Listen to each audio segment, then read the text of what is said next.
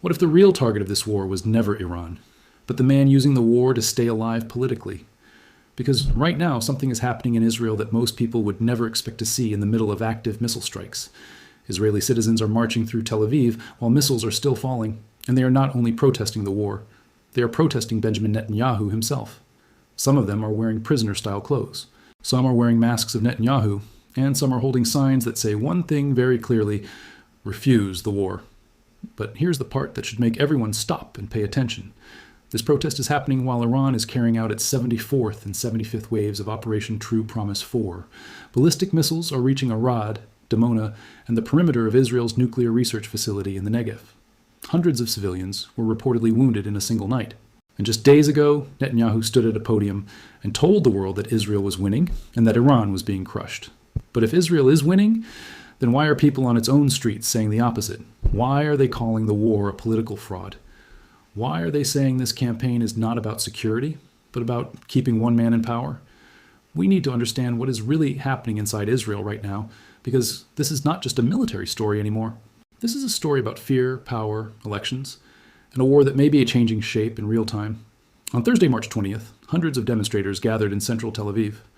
The protest was organized in part by Alan Lee Green, co-founder of the Palestinian Jewish activist group Standing Together. This was not even their first attempt. Israeli police had already broken up the original gathering. So, for the second attempt, organizers reserved an underground theater that doubles as a bomb shelter. They did that because they knew the authorities could use public safety as a reason to shut them down again. When they arrived, right-wing counter-protesters and police were already waiting outside. Still, they came anyway. Police detained several demonstrators on the spot. And what some of these people said on camera reveals just how deep the anger has become. One protester said it directly: "They did not attack us until we attacked them first." Think about that for a second. An Israeli citizen standing in a city under missile threat, saying the real aggressor is not Iran. He is saying the real threat is his own government. Another protester pointed straight at the timeline and reminded everyone that only 7 months ago, Netanyahu claimed Israel had managed to control Iran for generations to come. 7 months later, those generations already look broken. That is not an opinion. That is Netanyahu's own promise coming back to haunt him. Then came another statement that should have been front-page news everywhere. A woman named Tipaisky told Democracy now that the government is not telling people what the goals of the war are. She said they are not telling people how long this is going to take. She said millions of Israelis are now in shelters and nobody can see the end of it.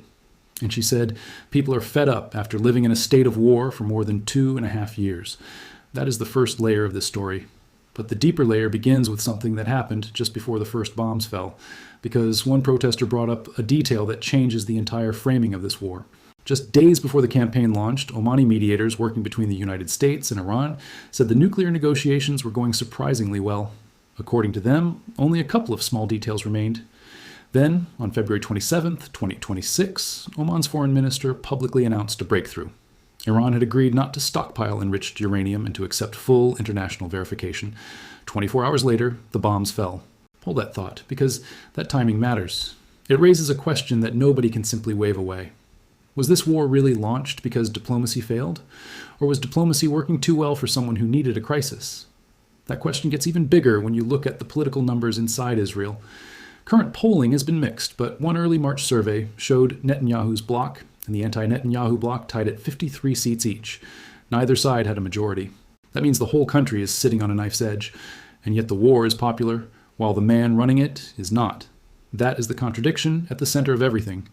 As long as the war continues, removing Netanyahu becomes politically harder. Opposition leader Yair Lapid even said publicly that he would no longer support motions of no confidence against the government during what he called a just war. That is how the war protects the man. Not through ballots, but through fear. Not through trust, but through emergency. Alan Lee Green said it even more clearly, arguing that the opposition says it supports the war while claiming to oppose Netanyahu, but by doing that, they ignore the fact that the war itself is helping Netanyahu survive. That is not just a political mistake. That is a structural trap. Haaretz Middle East analyst Zvi Barel explained it in even sharper terms. He said the Iranian threat serves Netanyahu politically because as long as there is a war with Iran, anti-government protests can be framed as betrayal of Israeli security. That is the operating manual. The war becomes the shield. The shield protects the man, and as long as the shield holds, the man stays standing. But now we need to come back to Iran, because the retaliation tells a story that directly clashes with Netanyahu's public claims. The 74th and 75th waves of Operation True Promise 4 are not random events. They show a sustained, organized campaign. Wave 74 launched on March 22, 2026. The IRGC named it Ya Amir al-Mu'mineen. It targeted Prince Sultan Air Base in Al-Kharj, Saudi Arabia, one of the main staging points for American air operations against Iran. It also targeted the U.S. Fifth Fleet headquarters in Bahrain. And it hit what Iran described as military bases and intelligence centers in Tel Aviv, Petah Tikva, Holon, and Ramat Gan. According to Iranian claims, those strikes used Ghadr, Khaybar Shekin, and Khorramshahr 4 ballistic missiles. Drone attacks also struck airspace facilities adjacent to Ben Gurion Air Base. Then Wave 75 launched on March 23rd. Its name was Yafatah al-Zahra.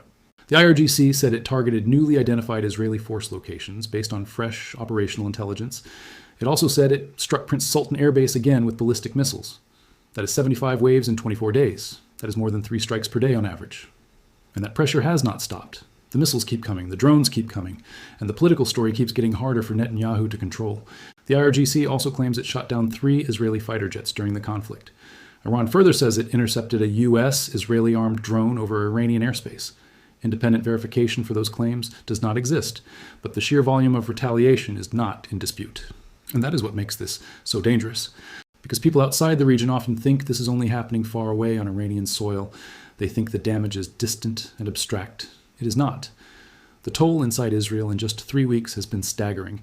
At least 18 Israelis have been killed. More than 3,000 have been wounded. On February 28th, a direct hit in Tel Aviv killed a civilian woman and injured 22 others. On March 1st, an Iranian strike hit a synagogue and residential buildings in Beit Shemesh, killing 9 people and wounding 49. On March 9th, 2 construction workers in Yehud, just outside Tel Aviv, were killed by cluster munitions from an Iranian warhead.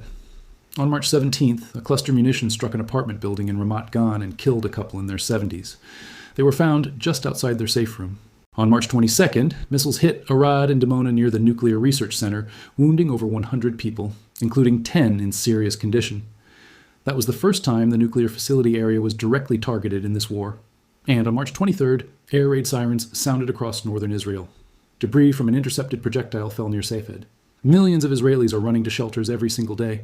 One protester in Tel Aviv put it in the simplest and most brutal way possible. He said they have been running to shelters without any clear aim for 22 days. That is the reality people are living in. But now comes the part where Netanyahu's own words start collapsing under their own weight.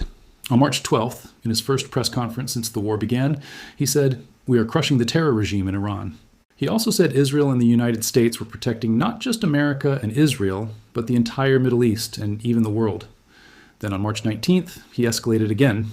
He said Iran today has no ability to enrich uranium and no ability to produce ballistic missiles. He said Israel would crush them to dust and ashes. But in the same press conference, he admitted something far more revealing. He said regime change is not guaranteed. He said you can lead someone to water, but you cannot make him drink. He said a real overthrow would require a ground component. That admission changes everything. Because Donald Trump has already publicly ruled out sending American troops to the Middle East. So what is the actual plan here? Destroy Iran from the air? Hope the population rises up on its own? And if that does not happen, then what? That is the problem Netanyahu cannot answer. The protesters in Tel Aviv understood this before many analysts did. One of them said bluntly that every goal being announced is not actually achievable. He said they will not be able to control Iran's nuclear program. He said they will not be able to control Iran's government. Another protester said even more sharply that Netanyahu is using the war as a smokescreen to hide his real motives, and history is giving them reason to say that. After the 12-day war in June 2025, Netanyahu told the country they had managed to control Iran for generations to come. But those generations lasted 7 months. 7 months later, Israel launched a third military campaign against Iran in less than a year, and now Iranian missiles are landing on Israeli soil almost every day. Then there is the South Pars incident, and this is where the fracture becomes impossible to ignore. On March 18th, Israel struck the South Pars natural gas field, the largest in the world, without coordinating with Washington. Trump publicly said he did not know about it. Netanyahu was then forced to admit that Israel had acted alone against the Asaluya gas compound. He also acknowledged that President Trump asked Israel to hold off on future attacks, and he said they were holding off. That admission revealed something huge. It showed a split between Israel and the very ally it depends on. And if that split gets wider, the entire coalition premise of the war begins to crack. As of this report, Trump has postponed the threatened U.S. strikes on Iran's power and energy infrastructure for 5 days. He said there had been very good and productive contacts. Iran denied that talks had taken place. Oil had already surged above $113 a barrel for Brent and above $100 for U.S. crude on fears over the Strait of Hormuz. Then prices fell sharply after the postponement.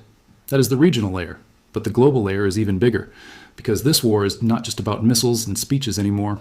It is about markets, energy, elections, and whether one political leader can keep a country locked inside a permanent emergency. Israeli law requires the next parliamentary election by October 27, 2026 at the latest. The state budget deadline fell in late March 2026. If the budget fails, the Knesset can be dissolved automatically and elections can be triggered within 90 days. One leaked minister even acknowledged that elections would likely move to June or July, so Netanyahu's bloc could leverage the Iran war. That is the political clock ticking in the background, and Netanyahu knows it. On March 17th, Haaretz reported that he was attempting to remove the election committee's legal advisor. The paper described it as an escalation in the prime minister's quest to sabotage Israel's democratic procedure.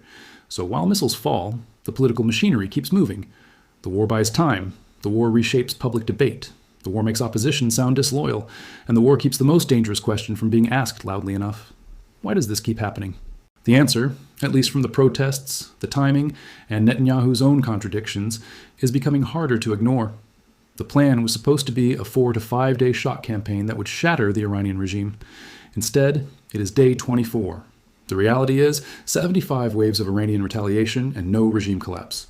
The plan was that the 12-day war in June 2025 had neutralized Iran for generations. The reality is that 7 months later, Israel went back to war, and Iranian ballistic missiles are reaching Dimona. The plan was that Iran would have no missile capability left after March 19th. The reality is that waves 74 and 75 struck Israeli and American targets on March 22nd and 23rd. The plan was that the Iranian people would overthrow their government. The reality is that Netanyahu himself admitted he cannot guarantee that outcome. The plan was that this war would restore Netanyahu's image and erase the stain of October 7th. The reality is that Israeli citizens are standing in the streets of Tel Aviv calling the entire campaign a fraud and demanding elections. This war has no clearly achievable objective. It has no defined endpoint. And so far, the only person who seems guaranteed to benefit from it is the man who started it. The real question is not whether Netanyahu can survive Iranian missiles. The real question is whether he can survive the people standing outside his residence demanding accountability. And that is the part nobody in power wants to answer yet.